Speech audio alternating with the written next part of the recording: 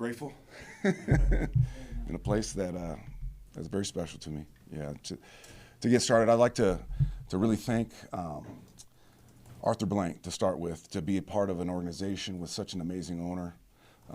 What he's done, not just for this organization, this fan base, but what he does in the community of Atlanta. Just honored to be a part of it again, and then to be with a head coach, which I love and really believe is the best in football. To be back with him, it's just it's beyond exciting, and can't wait to get started with these guys. Can't wait to get started with this entire defensive staff, these players. It's just it's coming home for me, you know, and I'm honored and I'm grateful, and I'm in a very amazing place in that way. Can you just tell us a little bit about how the process went with you leaving New York and do the interview process, and now being hired back here, where a place where you're very familiar? Yeah, so obviously the change was made at the defensive coordinator position. It wasn't too long after that Raheem gave me a call and asked if I was interested, and obviously I was, for so many reasons. And so then we set up the interview, and it was. It's funny because Raheem and I have a very close relationship, but I love the fact that we turned this interview into a very official interview where it wasn't just Ra and myself just chopping it up like buddies. Like it was, I thought they were very thorough, asked amazing questions, and it was a great opportunity for myself to really get to know, and for them to get to know me, everybody else in the organization that I didn't have previous experience with. So. It was an amazing interview process, and ultimately they chose myself, which again, so grateful, so excited. Getting to come back here, the place you mentioned is like home, and working with Raheem, who yep. you have a really relationship, kind of a no-brainer in many ways when they offered you the job. Absolutely, yeah, and this really over the 6 years I was here became home to us. My daughter, she graduated from here. Both boys went to high school here and spent a lot of time here. All my children, my wife, they've embraced Atlanta as home, and an opportunity to come back is just my wife is excited, my children are excited, I'm excited. So it just was a no-brainer in so many ways. You guys are back together 6 years ago the first time around. You guys were only able to post one top 10 defense in yards and points allowed. Why will things be different this time around? I'm a different human being, and he is as well. It was just, as much as I'd like to say, I wish we would have stayed these past 4 years and never left and just kept it rolling. We needed that opportunity to leave. He needed it to leave to really get to know Sean and the way he did things, and for myself to spend 4 years with Robert Saleh and the rest of the coaches that I got exposed to in New York. It just provided just unbelievable growth, not just schematically, but how to build a defensive roster, how to communicate with the building, all of it. So I really believe, although my core principles are the same in many ways, my football brain is in a completely different place, and I'm really excited for Raheem and myself to, I'm gonna spend the first 2 weeks here to really self-scout and assess what they did last year. It's an opportunity to learn the roster. It's an opportunity to learn Raheem's scheme and the Falcons scheme and what they tried to get accomplished last year. And then after a couple weeks of that, then we're gonna sit down and get into the lab, and this is what I think we can integrate what we did in New York. This is what we can refine that you were doing. This is something that we need to eliminate and really provide and create something that's maybe never been done before from a schematic standpoint. So excited about that too. You talk about the scheme and about the 4-3, 3-4. I know people make a lot about what base defense you want to run, but what goes into that process of basically choosing? You talk about growing in defense. So what goes into the thought process as far as whether we run the 4-3 or 3-4 in our base, and then how do we then, like you talking about the self-scouting, so how do you then choose what you're going to run and then assess the talent that you have to be able to have some success in that scheme? Yeah, it's interesting because defensive football has changed in so many ways. Like if we look back 15, 20 years ago, like there was 3-4 teams and there was 4-3 teams, and you were one or the other.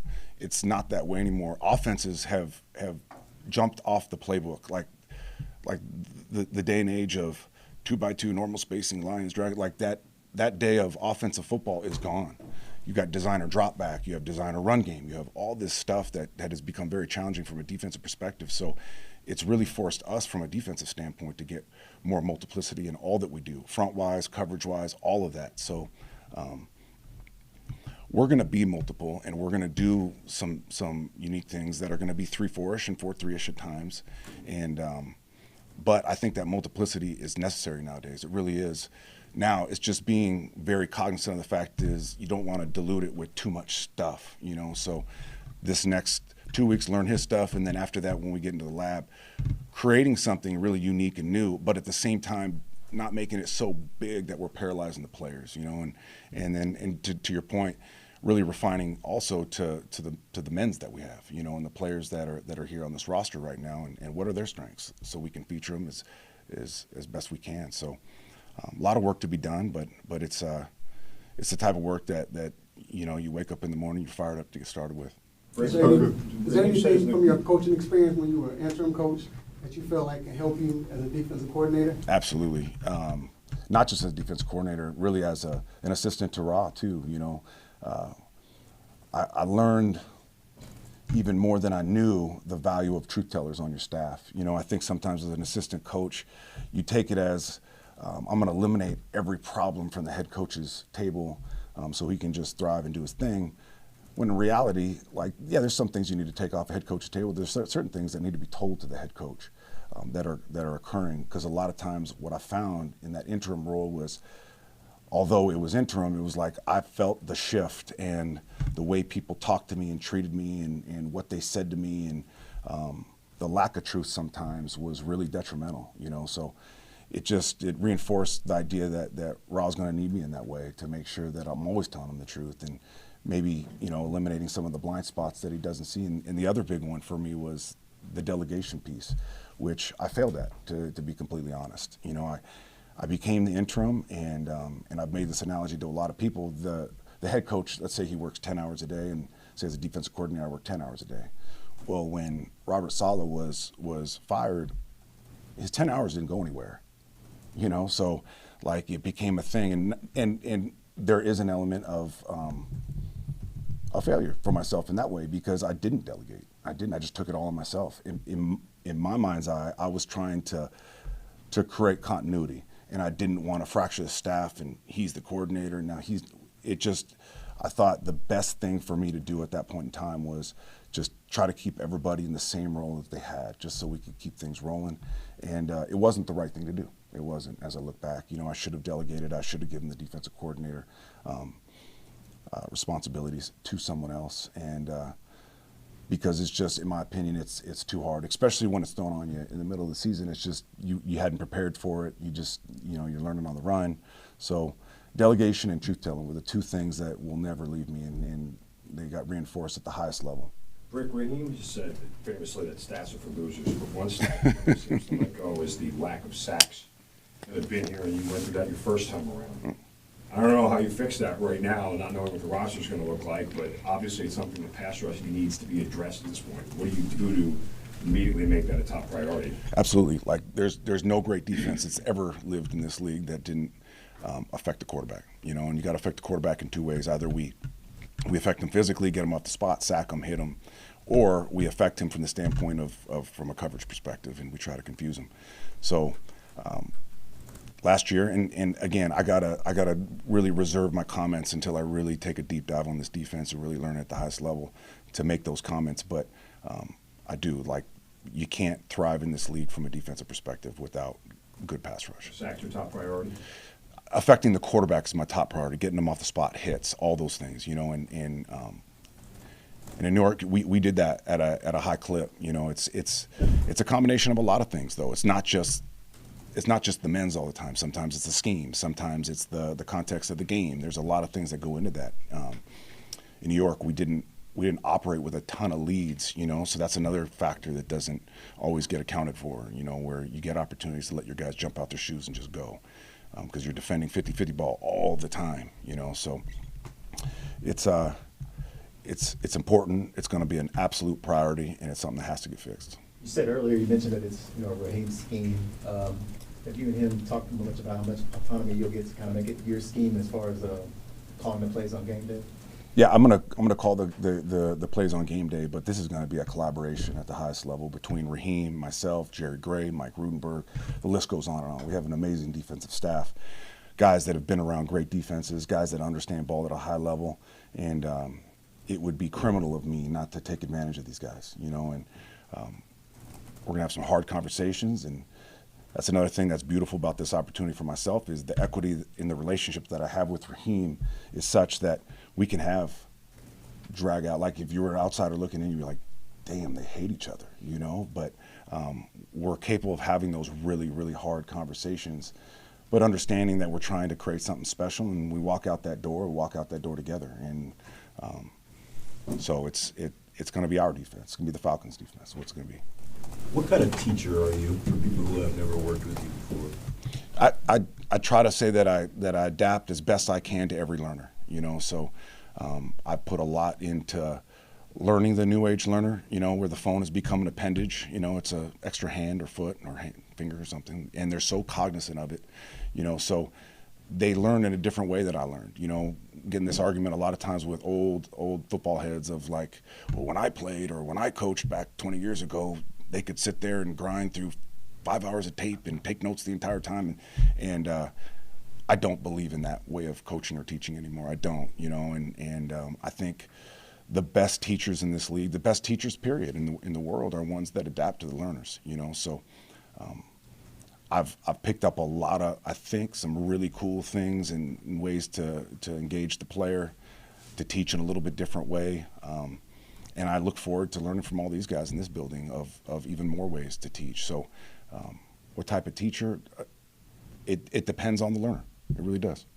Jeff, when you talk about the multiplicity of the defense, Yeah. how much of that is going to be derived from the strengths of the players already on this roster versus maybe looking at a player from an outside perspective and saying, here's what I think you can be, and we're going to grow you in this way in this defense? Yeah, there's going to be both those elements that live here. There's going to be some stuff that we really adapt, because we got some players with some superpowers we got to take advantage of. And in that way, we'll feature them as best we can with the, you know, just like for the front example. But at the same time, the multiplicity is there to create. This is what I don't know if our first run here, if we always had that a schematic answer when things got sideways on game day, and the ability to pivot when an offense pivots. So the multiplicity, it's powerful in that way that you got answers. You know, to just say we got to play harder and faster and more physical. That's one way to approach things. You know, or you create real schematic answers to problems. Obviously, as you game plan, but even more powerful sometimes is the pivot on game day that you have the ability to do when you do have multiplicity to your fronts and coverages. Coach, you talked about the hard conversations you're going to have with Raheem once you dig into the tape and take a look at everybody, your personnel on the squad. You got two guys that are in that middle that are going to be 30 plus, you know, coming to the season, and they're going to Yamada and Greg Jared. So how would you have, being at your history with a guy like him, how would you then try to take that personal feeling out of it and say, hey, we need to get younger in this particular spot? Yeah, I look forward to getting to know David. Obviously, I know Grady really well.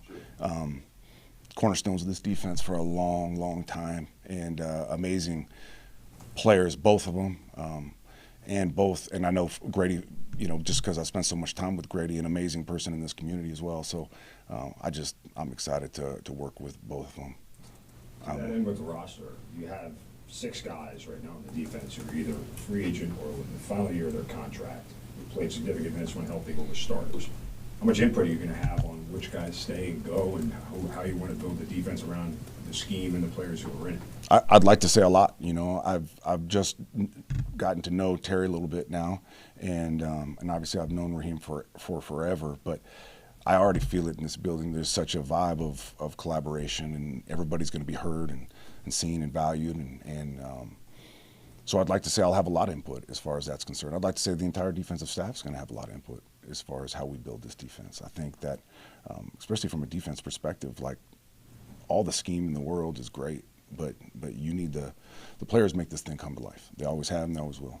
You said your football brain's changed pretty drastically. How so? You know, when we came around here the first time, you know, we were implementing the old Seattle system, you know, and the Seattle system had some amazing strengths to it, and it did some things that were, at the time, fairly revolutionary in some ways, and I loved it and believed in it.